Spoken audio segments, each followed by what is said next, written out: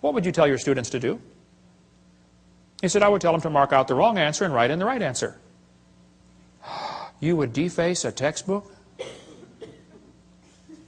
I said, now, sir, you teach biology, don't you? He said, yes, I do.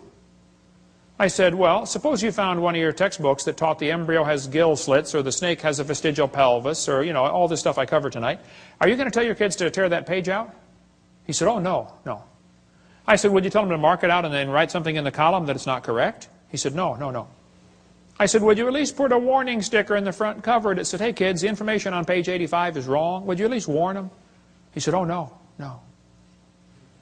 I said, you would correct a math book, but you won't correct a biology book.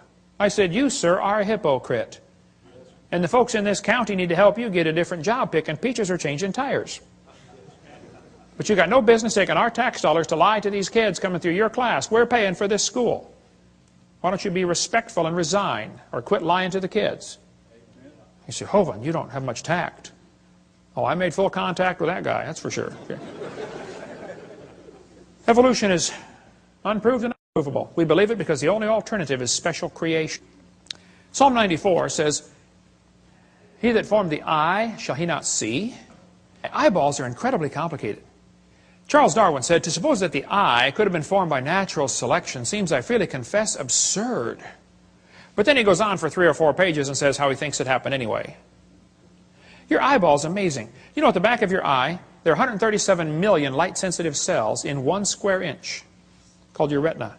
All of them wired straight to the brain. How would you like to hook up 137 million electrical connections in 1 square inch? My Heavenly Father did. He's pretty smart, isn't he?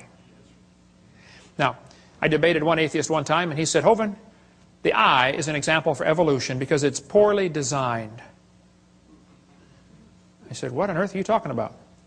He said, well, the light comes into your eye, and then it goes through blood vessels in front of the retina.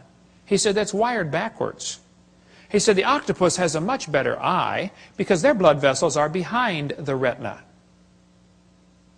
I said, sir, let me just explain something to you, okay? I said, we live in the air. Now, air is a pretty poor insulator for UV light.